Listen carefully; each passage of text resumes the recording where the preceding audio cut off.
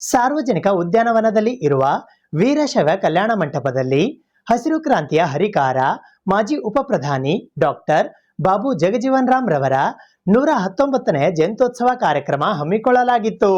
Doctor Babu Jagjivan Ram ಜಿಲ್ಲಾ ಜಯಂತ್ಯೋತ್ಸವ ಸಮಿತಿ ಕಲಬುರಗಿಯ ವತಿಯಿಂದ ಅಜಾತಶತ್ರು ಮಾಜಿ ಸಚಿವರು ಹಾಗೂ ಮಾದಿಗ ಸಮುದಾಯದ ನಾಯಕರಾದ ದಿವಂಗತ ಶ್ರೀ ಜಿ ರಾಮಕೃಷ್ಣರವರ ವೇದಿಕೆಯಲ್ಲಿ ಹಸಿರು ಕ್ರಾಂತಿಯ ಹರಿಕಾರ ಭಾರತದ ಮಾಜಿ ಉಪಪ್ರಧಾನಿ ಡಾಕ್ಟರ್ ಬಾಬು ಜಗಜೀವನ್ ರಾಮ್ ರವರ 119ನೆಯ ಜಿಲ್ಲಾ ಜಯಂತ್ಯೋತ್ಸವ ಸಮತಾ ದಿವಸ್ ಕಾರ್ಯಕ್ರಮವು ದಿನಾಂಕ 5ನೇ ಏಪ್ರಿಲ್ 2026ರಂದು ಬೆಳಿಗ್ಗೆ 11 ಗಂಟೆಗೆ ಕಲಬುರಗಿ ನಗರದ ಸಾರ್ವಜನಿಕ ಉದ್ಯಾನವನದ ಹತ್ತಿರವಿರುವ ವೀರಶೈವ ಕಲ್ಯಾಣ ಮಂಟಪದಲ್ಲಿ ಜರುಗಿತು.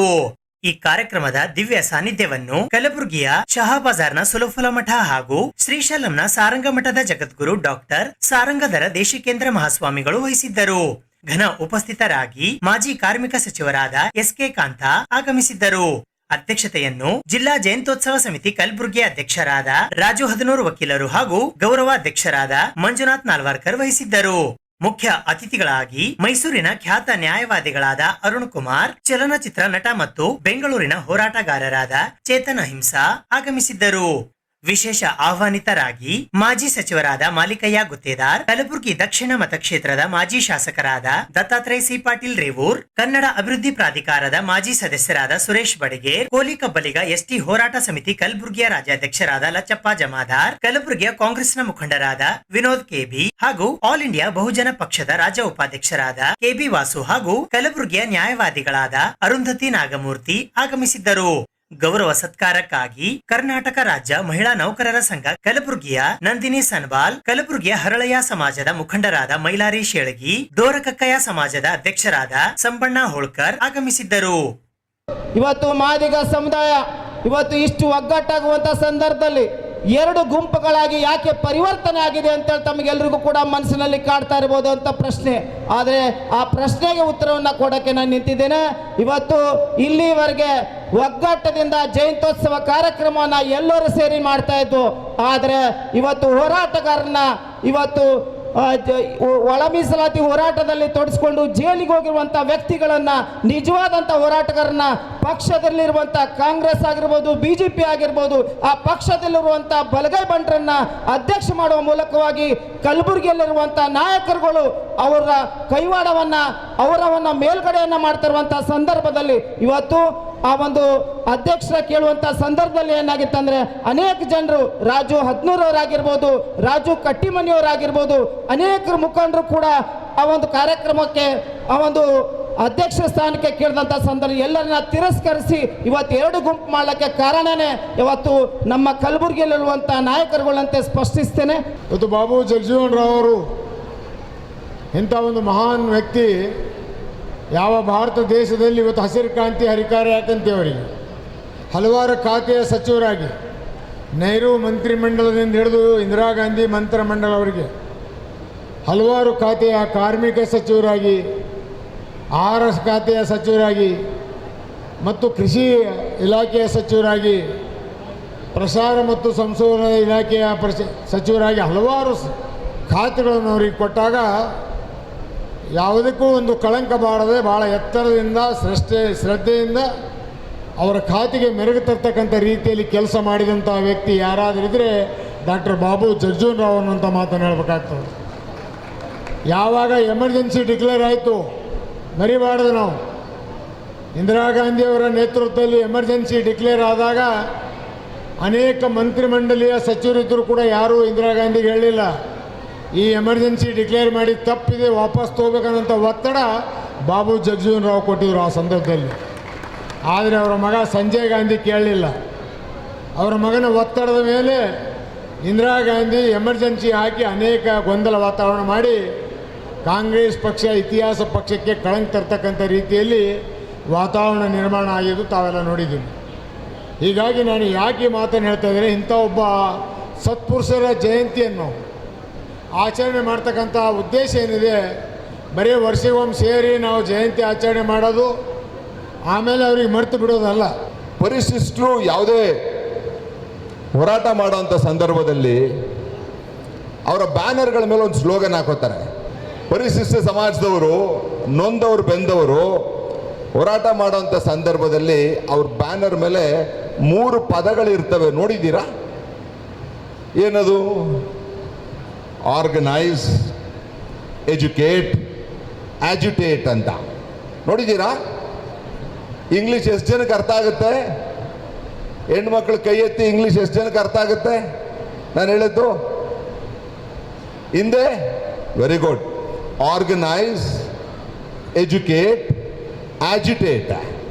ಅಂದರೆ ಫಸ್ಟು ಪರಿಶಿಷ್ಟರು ತಮ್ಮ ಹಕ್ಕನ್ನು ಪಡ್ಕೊಳ್ಳಿಕ್ಕೆ ಸಂಘಟಿತರಾಗಿ ಫಸ್ಟು ಅಂತ. ಸಂಘಟಿತರಾಗಿದ್ದೀರಾ ನೀವು ಒಳ ಮೀಸಲಾತಿ ಪಡ್ಕೊಳ್ಳೋಕ್ಕೆ? ಎಲ್ಲಿ ಜೈಮಾದಿಗ ಅಂದ್ರೆ ವಾಯ್ಸೇ ಬರಲಿಲ್ವಲ್ಲ ಫಸ್ಟ್ ನಿಮ್ಮ ಹತ್ರ? ಫಸ್ಟು ಸಂಘಟಿತರಾಗಬೇಕು. ಎರಡನೇದು, ನಮ್ಮ ಹಿನ್ನೆಲೆ, ನಮ್ಮ ಜಾತಿ, ಒಳ್ಳೆ ಉದ್ದೇಶ ಕೇಳೋದಕ್ಕೆ ಕಿಂಚಿತ್ತನು ಸಂಕೋಚ, ಹೆದರಿಕೆ, ಯೋಚನೆ ಮಾಡಬಾರ್ದು. ಸರಿನಾ? ಅದಕ್ಕೆ ನಾ ಎಲ್ಲ ಕಡೆ ಹೇಳೋದು ಜೈ ಮಾದಿಗ ಅಂತ. ಅದು ನಮ್ಮ ಸ್ವಾಭಿಮಾನದ ಸಂಕೇತ. ಜಗಜೀವನ್ ರಾಮ್ ಅವರು ಈಗಲೂ ತನಕ ನ್ಯಾಯವಾದಿಗಳು ಹೇಳಿದರು, ನಮ್ಮ ದೇಶದ ರಾಷ್ಟ್ರದ ರಾಜಕಾರಣಿಗಳಲ್ಲಿ ಅಗ್ರಣ್ಯರಾಗಿರ್ತಕ್ಕಂಥ ಜಗಜೀವನ್ ರಾಮ್, ಬಾಬಾ ಸಾಹೇಬ್ ಅಂಬೇಡ್ಕರರು 18 ತಾಸು ಈ ನೌಕರಿಗಳಲ್ಲಿ 18 ತಾಸು ಡ್ಯೂಟಿ, ಅದು 12 ಗಂಟೆ ಮಾಡಿದವರು ಜಗಜೀವನ್ ರಾಮ್.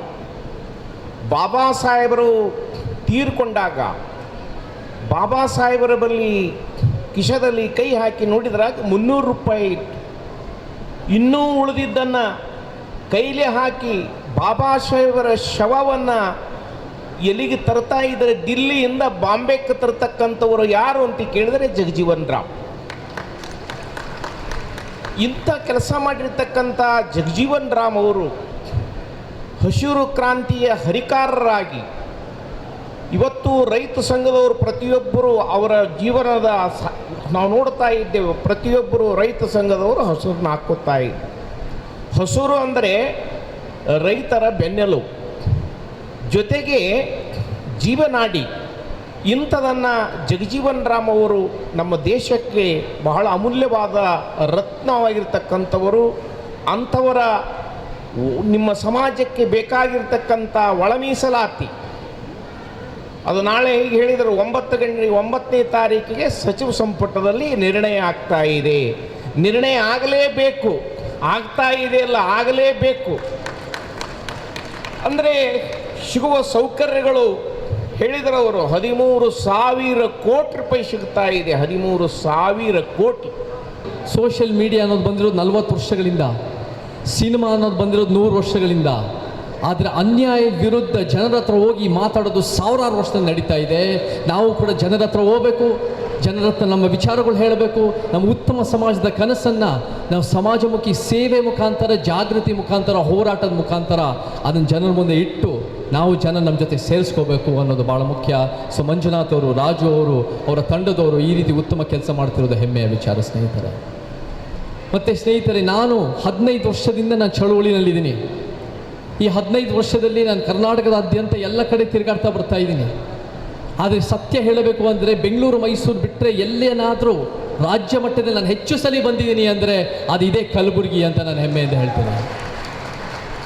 ಯಾಕೆ ಅಂದರೆ ಈ ಕಲಬುರಗಿನಲ್ಲಿ ಒಂದು ಹೋರಾಟದ ಕಿಚ್ಚಿದೆ, ಒಂದು ಪ್ರತಿರೋಧದ ಕಿಚ್ಚಿದೆ. ಎಲ್ಲಿ ಜಾಸ್ತಿ ಅನ್ಯಾಯ ಇರುತ್ತೋ ಅಲ್ಲಿ ಎಷ್ಟೋ ಸಲ ಜಾಸ್ತಿ ಪ್ರತಿರೋಧ ಇರುತ್ತೆ. ಸೊ ಎಲ್ಲಿಂದನಾದರೂ ಕರ್ನಾಟಕಕ್ಕೆ ಒಂದು ಬದಲಾವಣೆ ಬರುತ್ತೆ ಅಂದರೆ, ಎಲ್ಲಿಂದನಾದರೂ ಕರ್ನಾಟಕಕ್ಕೆ ಒಂದು ಪರ್ಯಾಯ ಬರುತ್ತೆ ಅಂದರೆ, ಎಲ್ಲಿಂದನಾದರೂ ಕರ್ನಾಟಕಕ್ಕೆ ನಿಜವಾದ ಸಂವಿಧಾನದ ಮೂಲ ಆಶಯಗಳು ಎತ್ತಿಡಿಯೋ ಒಂದು ಶಕ್ತಿ ಬರುತ್ತೆ ಅಂದರೆ ಅದು ನನಗೆ ಕಲಬುರಗಿಯಿಂದ ಬರುತ್ತೆ ಅನ್ನೋ ಒಂದು ಗಟ್ಟಿಯಾದ ನಂಬಿಕೆ ಇದೆ.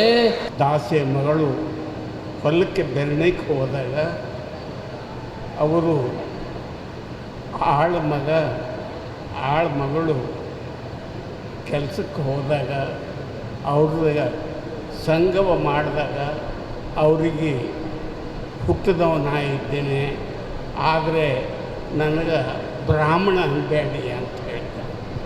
ನನಗೆ ಹಾರ ಅನ್ಬೇಡ್ರಿ, ನಾನು ಇಂಥ ಕುಲಕ್ಕೆ ಸಂಬಂಧಿದೆ ಅಂಥೇಳಿ ಈ ರೀತಿ ಸಮಾಜ ನಿರ್ಮಾಣ ಮಾಡಬೇಕಾಗಿದೆ. ಸಮಾಜದಲ್ಲಿ ಮೇಲು ಕೀಳು ತಂದವರು ಯಾರು? ಈ ದೇಶ ಈ ರೀತಿ ದುಡಿಯುವ ವರ್ಗಕ್ಕೆ ಯಾವ ರೀತಿ ನೋಡ್ಕೋತಾರೆ? ದುಡಿಯುವ ವರ್ಗಕ್ಕೆ ಕನಿಷ್ಠ ಅಂತ ತಿಳ್ಕೊತಾರೆ. ಒಂದು ಕಚೇರಿಯಲ್ಲಿ ಒಂದು ಕಾಗದ ಮೇಲೆ 2 ಅಕ್ಷರ ಬರೆದ್ರೆ అవ శ్రేష్ఠ అంటే. అంకుల్ ఏ బిజినెస్ చేస్తున్నారో గ్లిమ్స్ లో చెప్పలేదు, ట్రేజర్ లో చెప్పలేదు, కనీసం ఇప్పుడన్నా చెప్పేయండి. నా బిజినెస్ తో నీకు పని ఏమిట్రా? మీరు చేసే ఈ యాగంలో నేను ఒక సమిధిని అవుదాం అనుకుంటున్నాను. అవును, ఇంతకీ ఏం బిజినెస్? బుద్ధున్నోడు ఎవడైనా వాళ్ళ కూతురు మన ఫ్యామిలీకి ఇచ్చేస్తాడా? మన ఫ్యామిలీకి ఏం తక్కువరా? మనం ఏం బిజినెస్ చేస్తున్నాం?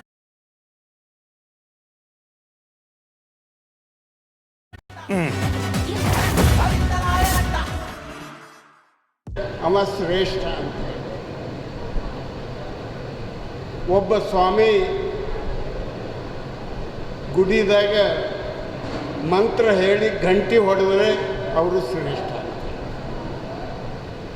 ಈ ದೇಶ ಎಂದೂ ಸುಧಾರಿಸೋದಿಲ್ಲ, ಇದು ಅಪ್ಪಟ ಜಾತಿವಾದಿ ರಾಷ್ಟ್ರ ಅಂತ ಹೇಳಿ ಡಾಕ್ಟರ್ ಬಾಬಾ ಸಾಹೇಬ್ ಅಂಬೇಡ್ಕರ್ ಅವರು ಅವಾಗೇ ಹೇಳಿದ್ದಾರೆ. ಇದು ಒಂದು ಜಾತಿವಾದಿ ರಾಷ್ಟ್ರ. ಒಂದು ಜಾತಿ ಒಂದು ಜಾತಿ ಕಾಲು ಹಿಡಿದು ಜೋಗ್ತದೆ. ಇದು ಯಾರಿಗೂ ಮೇಲೆ ಏರ್ಬಿಡೋದಿಲ್ಲ. ಕೆಳಗಿನವರು ಕೆಳಗೆ ಉಳಿತಾರೆ, ಮೇಲಿನವರು ಮೇಲೆ ಉಳಿತಾರೆ. ಈ ಸ್ಥಿತಿ ಬರಲಿಕ್ಕೆ ಕಾರಣ ಜಾತಿ ಸಿಸ್ಟಮ್. ನಾನು ಈ ಸಂದರ್ಭದಲ್ಲಿ ಡಾಕ್ಟರ್ ಬಾಬೂಜಿಯವರ ಕೊಡುಗೆ ಈ ದೇಶಕ್ಕೆ ಸಿಕ್ಕಿರುವಂಥದ್ದು ನಮ್ಮ ಅದೃಷ್ಟ. ನಾವೇನು ಭಾರತೀಯರು, ನಾವೇನು ನಮ್ಮ ಮನೆಯಲ್ಲಿ ಅನ್ನವನ್ನು ಊಟ ಮಾಡ್ತಾ ಇದ್ದೇವೆ, ಯಾರ ಹೆಸರು ಹೇಳಿ ಅನ್ನ ಊಟ ಮಾಡಬೇಕು ಅಂತಂದರೆ ಡಾಕ್ಟರ್ ಬಾಬು ಜಗಜೀವನ್ ರಾಮ್ಜಿಯವರ ಹೆಸರನ್ನು ಹೇಳಿ ಇವತ್ತು ನಾವು ಊಟ ಮಾಡಬೇಕಾಗತ್ತೆ. ಹಸಿರು ಕ್ರಾಂತಿಯ ಹರಿಕಾರರು, ದೇಶದ ಮಾಜಿ ಉಪ ಪ್ರಧಾನಿಗಳು. ಇವತ್ತು ನನಗನ್ಸುತ್ತೆ ಇಡೀ ನಮ್ಮ ದೇಶದಲ್ಲಿ ಯಾರಾದರೂ ಇವತ್ತು ಎಲ್ಲ ಹೆಚ್ಚು ಖಾತೆಗಳನ್ನು ಸಮರ್ಥವಾಗಿ ನಿರ್ವಹಿಸಿರುವಂಥ ಏಕೈಕ ವ್ಯಕ್ತಿ ನಮ್ಮ ದೇಶದಲ್ಲಿ ಯಾರಾದರೂ ಇದ್ದರೆ ಅದು ಡಾಕ್ಟರ್ ಬಾಬು ಜಗಜೀವನ್ ರಾಮ್ಜಿಯವರು ಅಂತನ್ನುವ ಮಾತನ್ನು ಈ ಸಂದರ್ಭದಲ್ಲಿ ಹೇಳಬೇಕಾಗುತ್ತೆ. ನಮ್ಮ ದೇಶಕ್ಕೆ 2 ಕಣ್ಣುಗಳು, ಡಾಕ್ಟರ್ ಬಾಬಾ ಸಾಹೇಬ್ ಅಂಬೇಡ್ಕರ್ ಅವರು ಮತ್ತು ಡಾಕ್ಟರ್ ಬಾಬು ಜಗಜೀವನ್ ರಾಮ್ಜಿಯವರು ನಮ್ಮ ದೇಶದ 2 ಕಣ್ಣು. ಇಬ್ಬರು ಮನಸ್ಸು ಮಾಡಿದರೆ ದೇಶದ ಪ್ರಧಾನಮಂತ್ರಿಗಳು ಆಗ್ತಿದ್ರು. ಆದರೆ ಪ್ರಧಾನಮಂತ್ರಿಗಿಂತ ಹೆಚ್ಚು ಈ ದೇಶದ ಜನರು ಮುಖ್ಯ. ಈ ದೇಶದಲ್ಲಿರುವಂಥ ಜನರಿಗೆ ನ್ಯಾಯವನ್ನು ಒದಗಿಸ್ಕೊಡ್ಬೇಕು ಅಂತನ್ನುವ ಹಿನ್ನೆಲೆಯಲ್ಲಿ ಇವತ್ತು ಅಧಿಕಾರಕ್ಕೆ ಹೆಚ್ಚು ಮಹತ್ವವನ್ನು ಕೊಡಲಿಲ್ಲ. ಅವರ ಆದರ್ಶಗಳನ್ನು, ವಿಚಾರವನ್ನು ಕೇವಲ ನಾವು ಜಯಂತ್ಯೋತ್ಸವವನ್ನು ಒಂದು ದಿವಸ ಮಾಡಿದ್ರೆ ಸಾಲೋದಿಲ್ಲ. ನೀವು ನಿಮ್ಮ ಮಕ್ಕಳನ್ನ ಒಳ್ಳೆಯ ವಿದ್ಯಾವಂತರಾಗಿ ಮಾಡ್ರಿ ಅಂತ ಹೇಳ್ತೀನಿ ಬಂಧುಗಳೇ. ನಿಮಗೆ ಮೊದಲು ಯಾಕಂದರೆ ನಮ್ಮ ಸಮಾಜ, ಹೆಚ್ಚಿನ ಸಮಾಜ ನಮ್ಮ ಸಮಾಜದಲ್ಲಿ ಇದ್ರೂ ಕೂಡ ನಾವು ಒಂದು ಪವರ್ಲೆಸ್ ಇದ್ದೀವಿ, ಅಧಿಕಾರದಲ್ಲಿ ಇಲ್ಲ.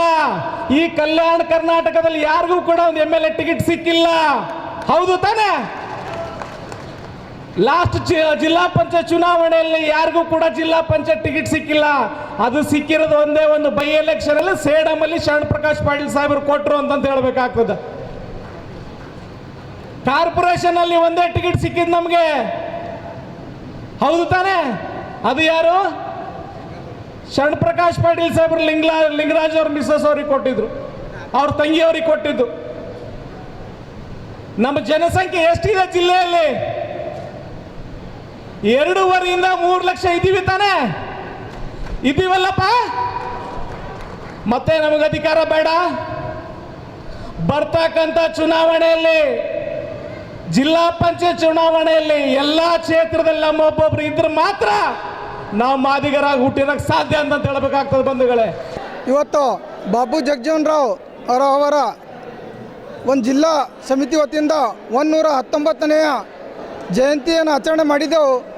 ಇವತ್ತು ಜಯಂತಿ ಆಚರಣೆ ಮಾಡ್ಲಿಕ್ಕೆ ಸಹಕರಿಸಿದ ಪ್ರತ್ಯಕ್ಷ ಪರೋಕ್ಷವಾದಂಥ ಸಚಿವರು, ಶಾಸಕರು, ಮಾಜಿ ಸಚಿವರು ಹಾಗೂ ಶ್ರೀಗಳು, ಮಠಾಧೀಶರು ಬಂದಿದ್ದರು. ಅದೇ ರೀತಿ ತಾಲೂಕಿನಿಂದ ಎಲ್ಲ ತಾಲೂಕಿನಿಂದ ಜನ ಬಂದಿದ್ದರು. ಅದರಲ್ಲಿ ಪರಿಷ್ಠ ಜಾತಿಯ ಡೋರ, ಸಮಗಾರ, ಕಕ್ಕಯ್ಯ, ಹರಳೆಯ, ಮಾದಿಗರು, ಹೊಲೆಯರು ಎಲ್ಲರೂ ಬಂದು ಈ ಕಾರ್ಯಕ್ರಮವನ್ನು ಸಂಪೂರ್ಣವಾಗಿ ಯಶಸ್ವಿ ಮಾಡಿದ್ದಕ್ಕಾಗಿ ತಮಗೆಲ್ಲರಿಗೂ ನನ್ನ ಹೃತ್ಪೂರ್ವಕ ಧನ್ಯವಾದಗಳನ್ನು ತಿಳಿಸ್ತೇನೆ. ಅದರಿಂದ ತಾವು ಇದೇ ರೀತಿ ನನಗೆ ಪ್ರತಿ ಸಲ ಸಹಕಾರ ಮಾಡಿ ಇದಕ್ಕಿಂತ ಹೆಚ್ಚಿನ ಜಯಂತಿ ಆಚರಣೆ ಮಾಡಲು ಸಹಕಾರ ಮಾಡಬೇಕಾಗಿ ತಮ್ಮಲ್ಲಿ ವಿನಂತಿಸಿಕೊಳ್ತೇನೆ. ಅದೇ ರೀತಿಯಾಗಿ ನಮ್ಮ ಗೆಸ್ಟ್ ಆಗದಂಥ ಬಂದಂಥ ಡಾಕ್ಟರ್ ವಿಜಯಲಕ್ಷ್ಮಿ ದೇಶಮಾನ್ಯ ಕ್ಯಾನ್ಸರ್ ತಜ್ಞರಾದ ಅವರಿಗೂ ಧನ್ಯವಾದಗಳನ್ನು ತಿಳಿಸ್ತೇನೆ. ಹಾಗೂ ನಮ್ಮ ಮೈಸೂರಿನಂಥ ಖ್ಯಾತ ವಕೀಲರಾದಂತಹ ಅರುಣ್ ಕುಮಾರ್ ಸರ್ ಅವರು ಮತ್ತು ಅವರ ಸಂಗಡಿಗರು ಹಾಗೂ ನಟ ಚೇತನ್ ಅಹಿಂಸಾ ಅವರು ಈ ಕಾರ್ಯಕ್ರಮಕ್ಕೆ ಬಂದು ಅವರ ಅನಿಸಿಕೆಗಳನ್ನು ಹೇಳಿ ಮಾದಿಗ ಸಮಾಜದ ವತಿಯಿಂದ ಇದ್ದೀನಿ, ಒಳ ಮೀಸಲಾತಿ ಪರವಾಗಿರ್ತೀನಿ, ಮುಂದೆ ಹೋರಾಟಗಳು ಏನಿರ್ತಾವ ಅದನ್ನು ತಮಗೆ ಬೆಂಬಲ ಕೊಡ್ತೀನಿ ಅಂತ ಹೇಳಿ ಸಂಪೂರ್ಣವಾಗಿ ನಮಗೆ ಸಹಕರಿಸಿದಂಥ ಎಲ್ಲ ಜಿಲ್ಲಾ ತಾಲೂಕು ಎಲ್ಲರಿಗೂ ಧನ್ಯವಾದಗಳನ್ನು ತಿಳಿಸ್ತೇನೆ. ಕಲಬುರಗಿ ಮಹಾನಗರ